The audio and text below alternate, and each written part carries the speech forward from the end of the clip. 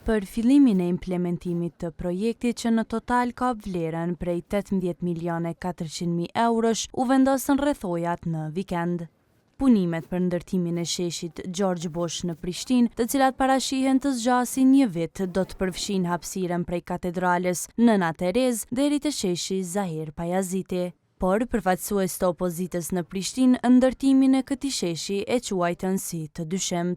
Gëzim Sfeqli, asamblejisti i VV-s, ka thënë se post që vlera e projektit është tejet e lartë, ka ende probleme të pazgjidhura me pronat. Si projekt ka disa probleme.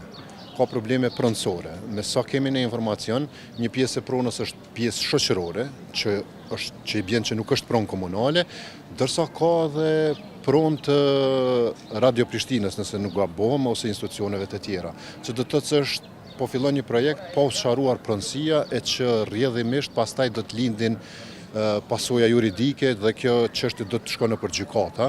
Si projekt me kosto të lartë e pati konsideruar edhe Ministri i Financave Hekuran Murati. Mirë po, qytetarët ndërtimin e sheshit George Bush thanë se shohin si projekt të nevojshëm dhe me vend.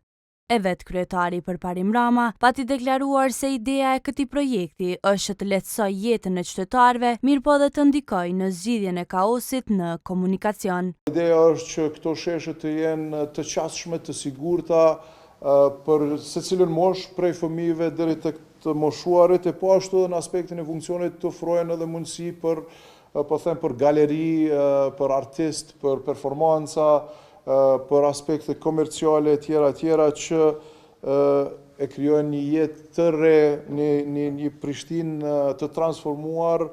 Gjykata komerciale në tetor të vitit të kaluar e pati aprovuar në tërësi padinë e grupit Koha ndaj komunës së Prishtinës, duke anuluar vendimin e kësaj të fundit, me të cilin ishin mbyllur për qarkullim të mjeteve motorike rrugët Recep Luci dhe Qamil Hoxha, si dhe rrugicat të cilat kalojnë në parkun e Universitetit të Prishtinës dhe bibliotekës kombëtare.